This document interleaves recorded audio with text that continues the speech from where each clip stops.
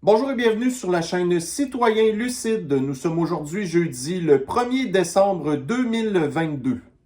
Voici quels sont les articles que j'ai sélectionnés pour ma revue de l'actualité d'aujourd'hui. On va débuter avec un article du 20 minutes, donc c'est un média français en fait. Donc on a ici: oui, la France est bien mauvaise élève pour les énergies renouvelables. Alors, on apprend dans l'article que par rapport au restant de certains pays européens, eh bien, la France est un petit peu en retard sur l'implantation des coupe-gorges pour les oiseaux, ainsi que les panneaux solaires fabriqués en Chine.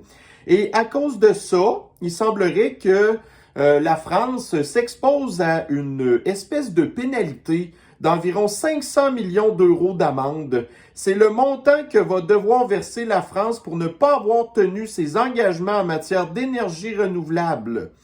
Alors, la France, c'est le pays européen où il y a le plus d'énergie nucléaire, en fait. Alors, si vous avez d'autres pays, comme par exemple l'Allemagne, qui, elle, se fiait beaucoup sur le charbon ou le gaz naturel russe, parce qu'elle avait fermé la majorité de ses centrales nucléaires, ben c'est pas le problème, ça, des Français qui, dans les années 70, avaient fait des choix tout à fait, en fait, là, ben, c'était tant mieux qu'ils avaient décidé de faire des centrales nucléaires. Là, le problème, c'est que ils les entretiennent plus vraiment, OK? Ben, ils les entretiennent, OK?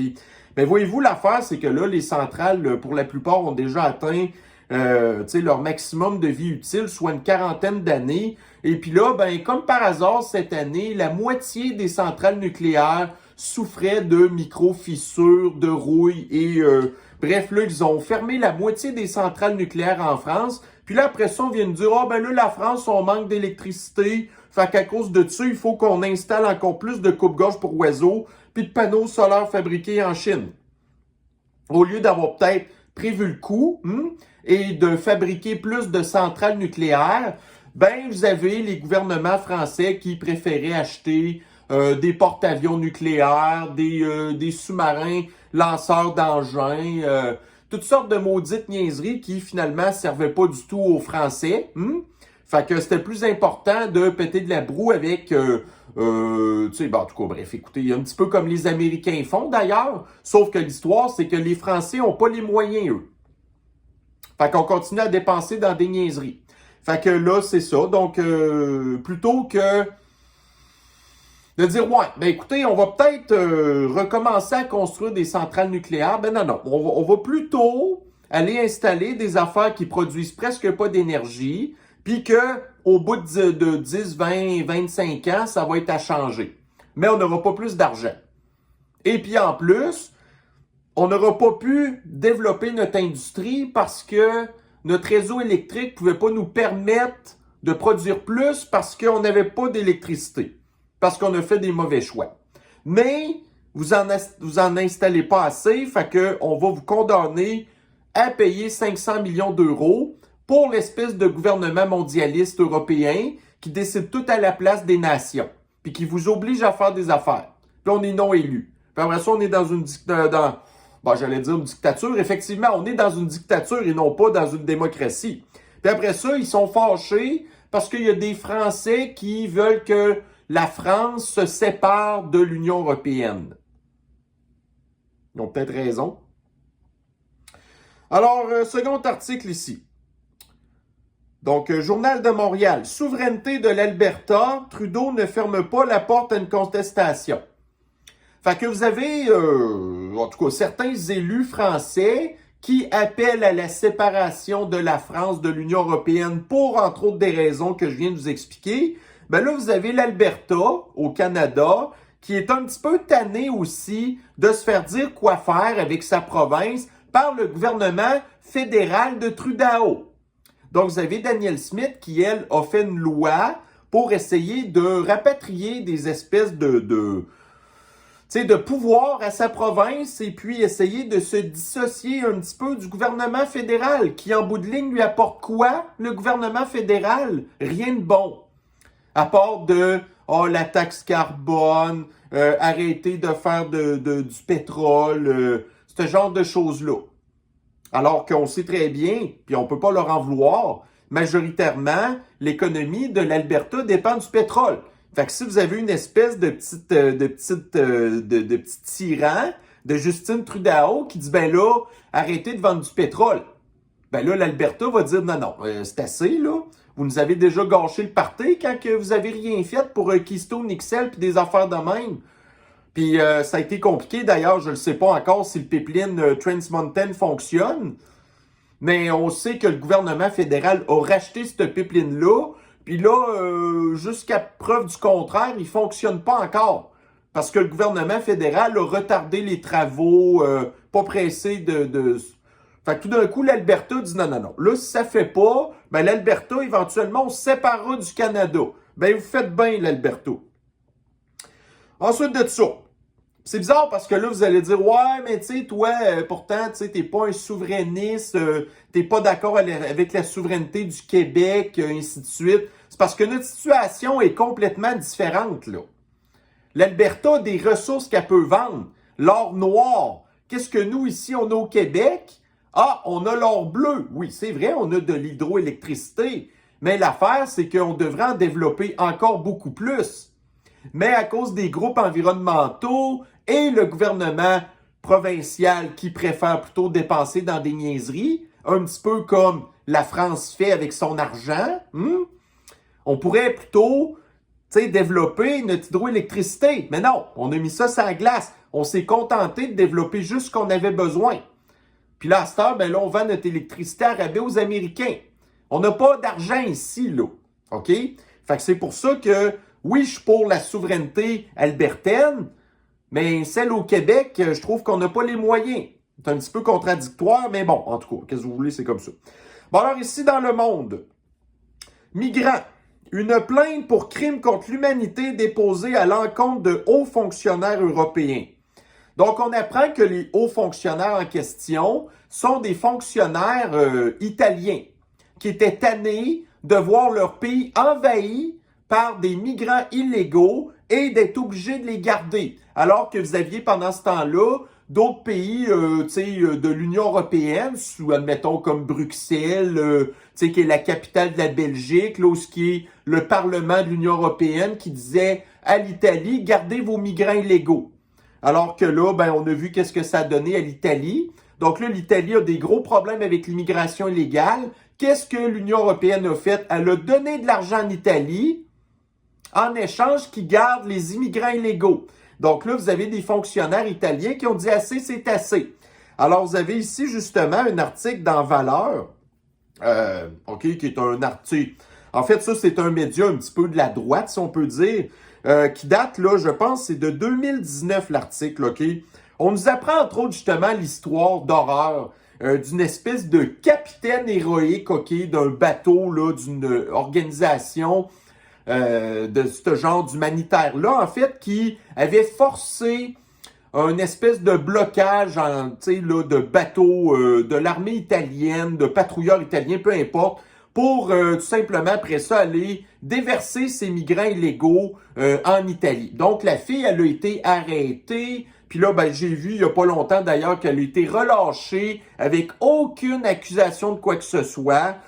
Justement, elle a été même, je pense, en France, là, je pense que c'est Anne Hidalgo, justement, la maire de Paris, qui lui a donné une espèce là, de médaille d'honneur pour avoir pas respecté la loi italienne, les blocus, ainsi de suite. On se rend compte finalement que la fille, elle a été, donc on parle là, ici de l'organisation Sea-Watch, et quand on fait quelques petites recherches sur Sea-Watch, eh bien, qui finance Sea-Watch? George Soros. Est-ce que j'ai besoin d'en rajouter? Pour que vous compreniez jusqu'à quel point... Mais ceux qui font des crimes contre l'humanité, c'est ceux qui veulent faire respecter la loi et surtout respecter leur population. Mais vous avez des terroristes comme George Soros qui ne respectent pas la loi, qui utilisent des humains, donc c'est du trafic humain, OK? C'est totalement criminel, c'est un crime contre l'humanité, le trafic humain. Donc des gens comme George Soros, aucun rien du tout.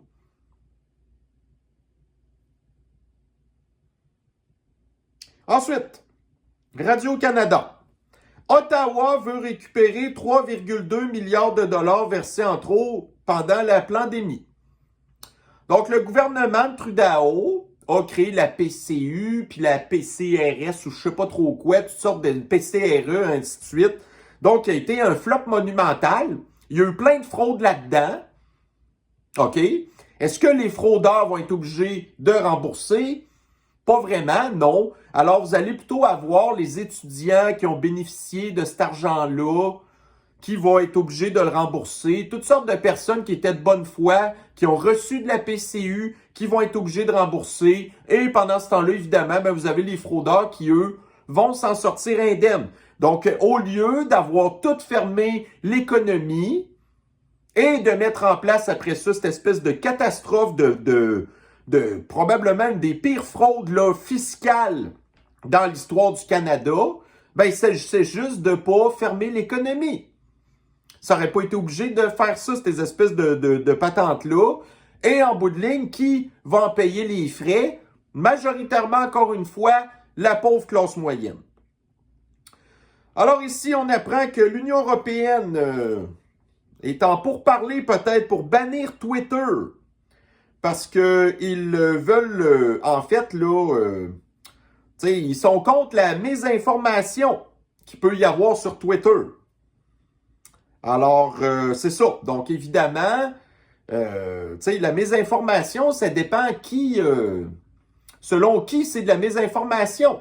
Alors, ce qui est pour nous la vérité et pour eux la désinformation, et pour ce qu'ils disent pour nous, c'est de la désinformation.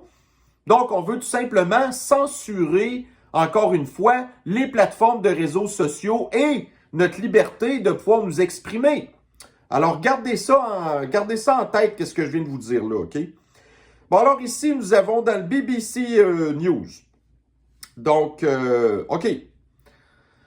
Fait que là, vous avez la guerre en Ukraine et vous avez ici le gouvernement du Royaume-Uni qui veut comme utiliser un petit peu cette espèce d'arnaque-là, en fait, pour arrimer l'identité numérique au Royaume-Uni avec l'identité numérique de l'Ukraine pour que les deux systèmes soient capables de se communiquer ensemble. Ça va en venir à où, ça, après?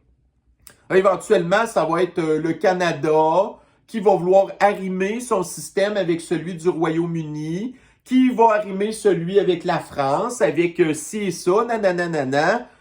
Et en bout de ligne, vous allez avoir une espèce de gouvernement mondialiste qui va avoir la main mise sur nos données, que ça va en arriver au crédit social, ainsi de suite, blablabla. Après ça, on dit qu'on est des complotistes. Parce que nous, on voit les affaires venir. Puis si ça n'arrive pas, tant mieux. Mais c'est pas grave, c'est très inquiétant de voir que ça se pourrait que ça s'en aille vers là, par exemple. Hein? Fait que, donc, on utilise la guerre en Ukraine, un prétexte, pour faire ce genre de choses-là. Vous savez, hein, la guerre en Ukraine, c'est une bonne raison pour accélérer la transition verte, ce genre de choses-là. Accélérer les pénuries alimentaires. Ben là, on a ici accéléré l'identité numérique. C'est un prétexte. Après ça, on est étonné de voir que les gouvernements continuent de financer la guerre en Ukraine parce que ça leur sert à faire ce genre de choses-là. Alors ici, nous avons un article du Reuters. On apprend que le pays du Zambie, donc ça, c'est en Afrique. Donc, le Zambie se doit la peau des fesses à la Chine. Ultra endetté de la Chine. Fait que voyez-vous, une couple de jours, je vous disais que Cuba se devait la peau des fesses à la Chine. Ben là, ici, vous avez le Zambie qui se doit la peau des fesses de la Chine. Fait que là, vous avez la Zambie qui dit que là, ça a l'air que c'est un pays où il y a beaucoup de cuivre. Fait que là, ils vont essayer d'augmenter la production de cuivre.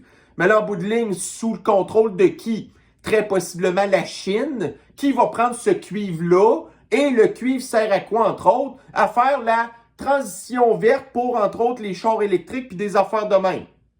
Donc, qui va avoir les ressources encore? La Chine.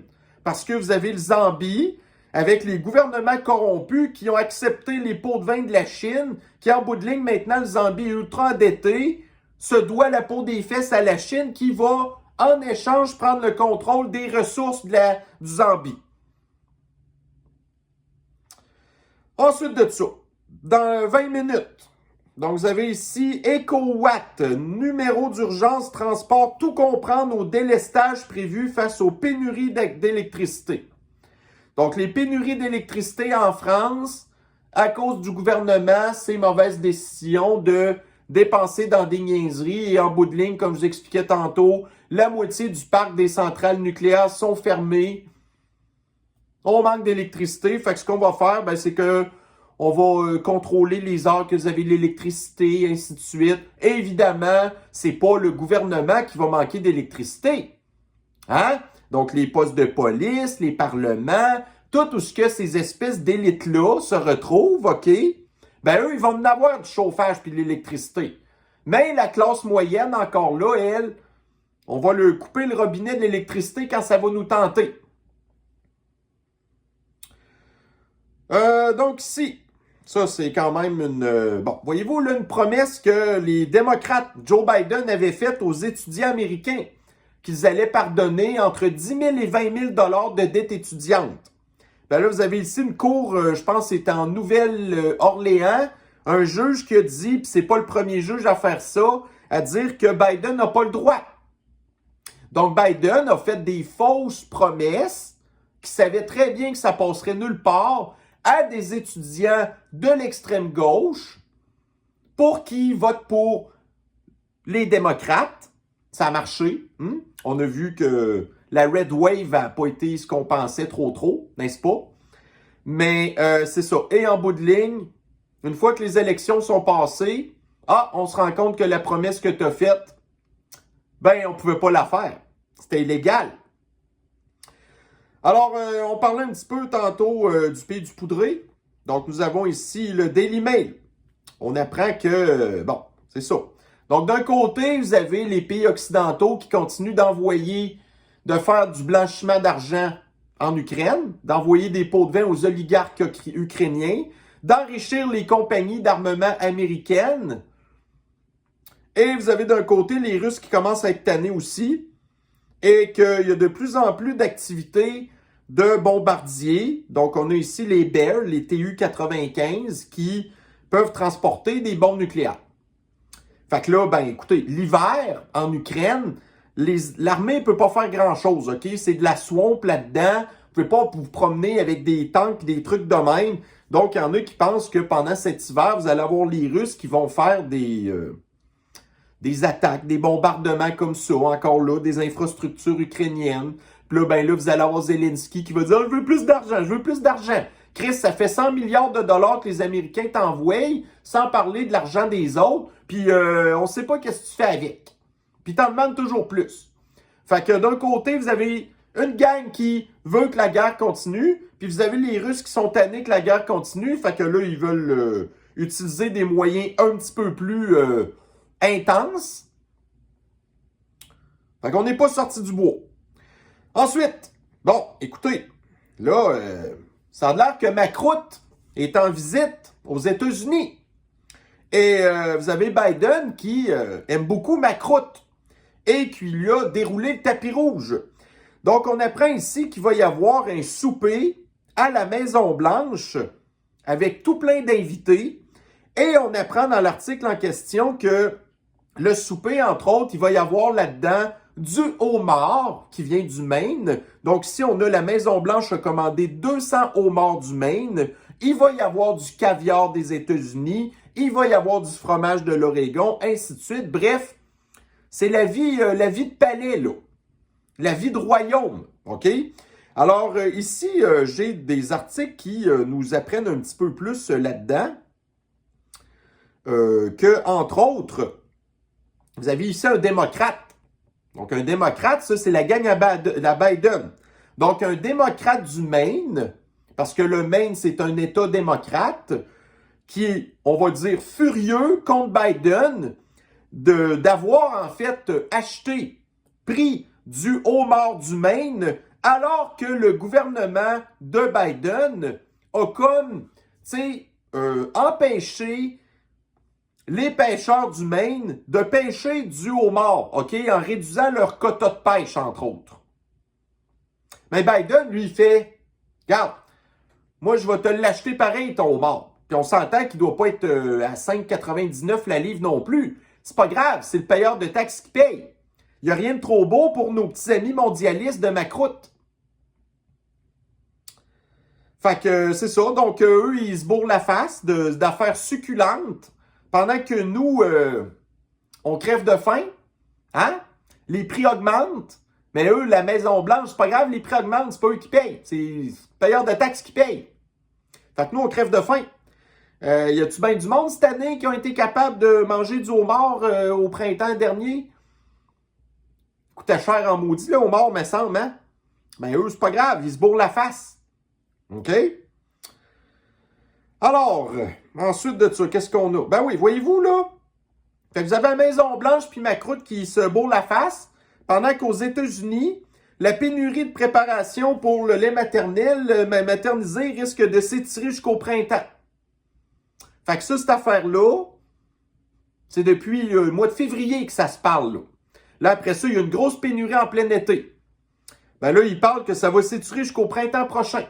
Donc, on n'est même pas capable de nourrir les bébés pendant que vous avez des vieux enfoirés de Biden et de Macroute qui se bourrent la face. Alors, parlant de se bourrer la face, donc un article du Daily Mail, on apprend que la FDA, ça, écoutez, c'est vraiment dégueulasse, OK? Honnêtement, tu sais, on sait qu'à un moment donné, il y a des espèces de normes sanitaires pour en tout cas, les fabricants d'aliments ou ce genre de choses-là. Mais là, dans l'article en question, on nous explique exactement qu'est-ce qui est toléré par la FDA comme saloperies qui peuvent se retrouver dans notre bouffe, OK? Fait que si ça vous tente d'avoir le cœur qui lève, ben je vous invite à aller lire cet article-là. Mais moi, je peux vous dire que ça m'a vraiment écœuré. Puis c'est le genre d'affaire, honnêtement, que j'aurais pas voulu savoir, OK? Même si c'est pas surprenant, là. Mais c'est vraiment dégueulasse, sérieux.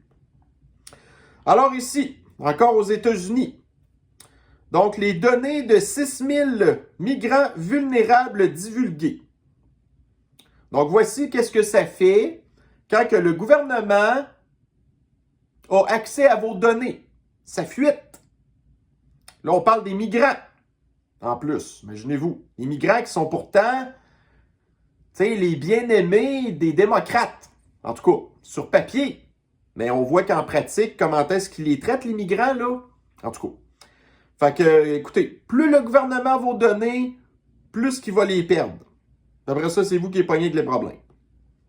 La presse. Donc, le pétrole poursuit son ascension.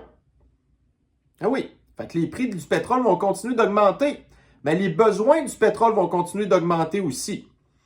Fait que, voyez-vous, là? En tout cas, fait que, encore une fois, on est pris en otage. Mais en tout cas, si vous trouvez que le prix du pétrole n'est pas assez haut, préparez-vous. On parle ici que l'OPEP là, risque encore de diminuer sa production. Fait qu'on dépend de l'OPEP. On aimerait ça, pas dépendre de l'OPEP. On a du pétrole ici au Canada. On n'aurait même pas besoin du pétrole de l'OPEP.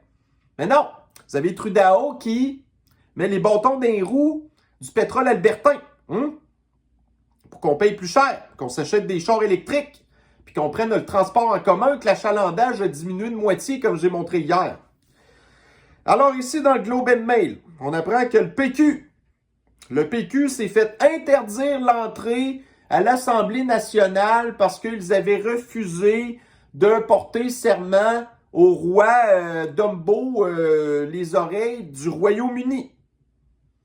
Fait que c'est ça. Donc là, il y a des gens qui disent « Ah, bravo, député du PQ, d'avoir tenu votre bout, ainsi de suite. » Mais là, les conséquences, c'est que vous faites empêcher de rentrer au Parlement. OK? À l'Assemblée nationale. Puis là, vous n'êtes pas content de ça. Alors que le PQ a appuyé aussi le passeport de contrôle social absolu l'année passée. Puis là, il disait, ah ben si vous décidez de ne pas vous faire empoisonner, ben vous n'avez plus le droit de sortir nulle part, c'est votre problème. Ben là, le PQ, vous avez fait le choix de pas porter allégeance à quelqu'un, de faire une affaire qui, en bout de ligne, comparativement au poison, qui peut être dangereux pour votre santé, ben là, vous aviez juste à aller mentir, puis faire une espèce de faux serment, puis en bout de ligne, vous auriez pu faire votre job. En tout cas, écoutez, moi, je les respecte pour avoir tenu leur bout, mais là, en bout de ligne, il y a des conséquences. Mais là, venez pas vous plaindre, comme vous nous aviez dit à nous, que si on ne se faisait pas empoisonner, de ne pas venir nous plaindre qu'on ne pouvait plus faire rien. OK? Donc, peut-être que vous allez comprendre un petit peu comment est-ce qu'on pensait, peut-être. Sauf qu'il y a une méchante différence entre un serment que vous avez juste à vous croiser les doigts en arrière du dos versus être obligé de se faire empoisonner. Méchante différence entre les deux, hein?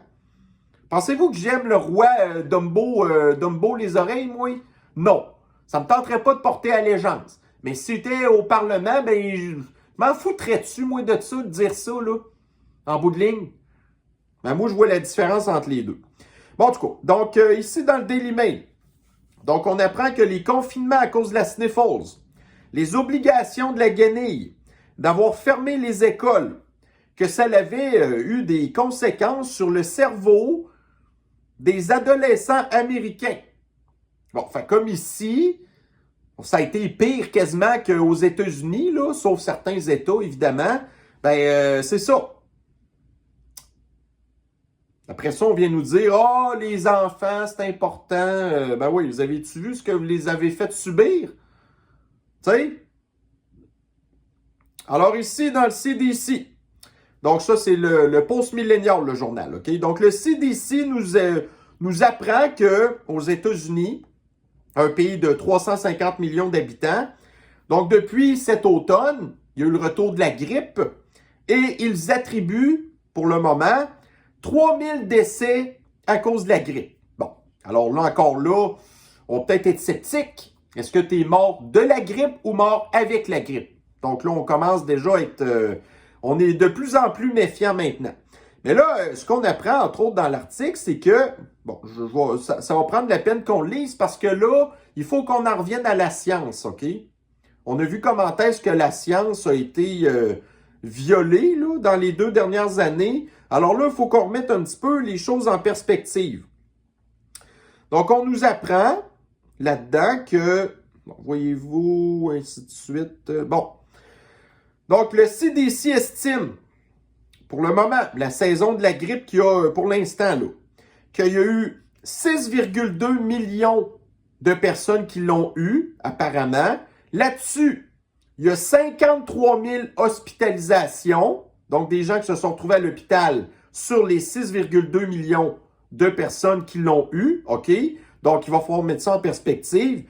Et là-dedans, donc, sur les 6,2 millions de personnes qui l'ont eu, vous avez 2900 décès. Donc, on est très en bas du 1% quand même. Et sur le 2900 décès, alors mort de ou mort avec, OK, il faudrait le savoir. Et aussi, quel était l'état de santé aussi de ces personnes qui sont décédées de ça. Ça en revient toujours à ça. Fait qu'on essaie de nous faire peur encore. Donc là, vous avez ici le CDC qui dit, ah ben là, il faudrait que vous alliez chercher votre... contre la grippe. Alors qu'on voit que c'est pas la mer à boire, là.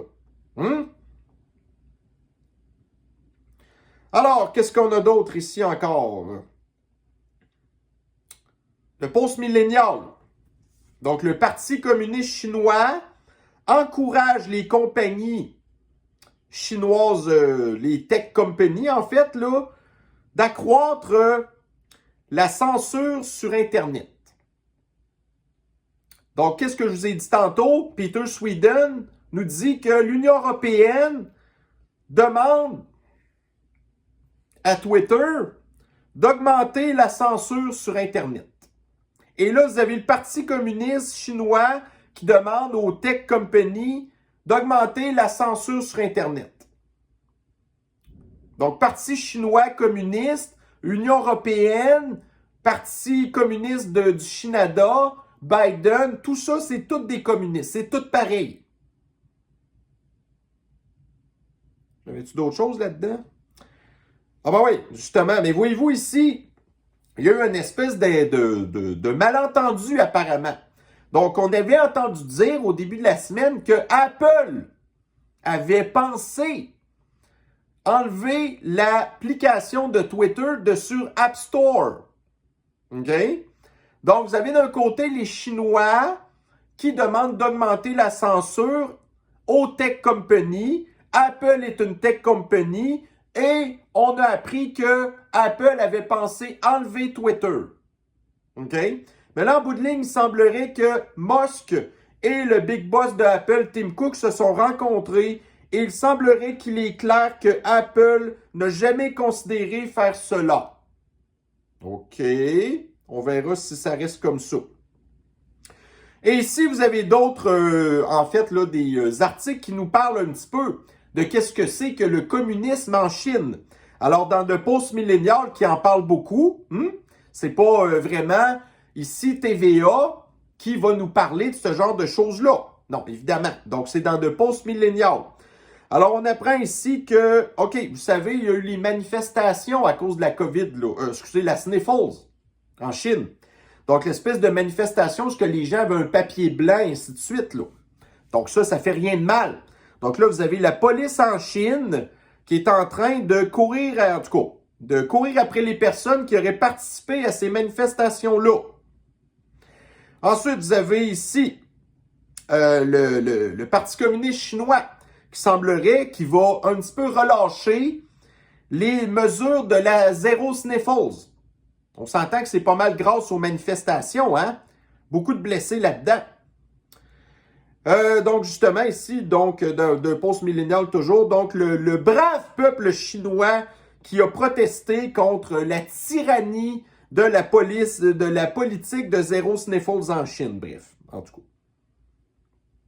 cas. Est-ce qu'on a d'autres choses? Non.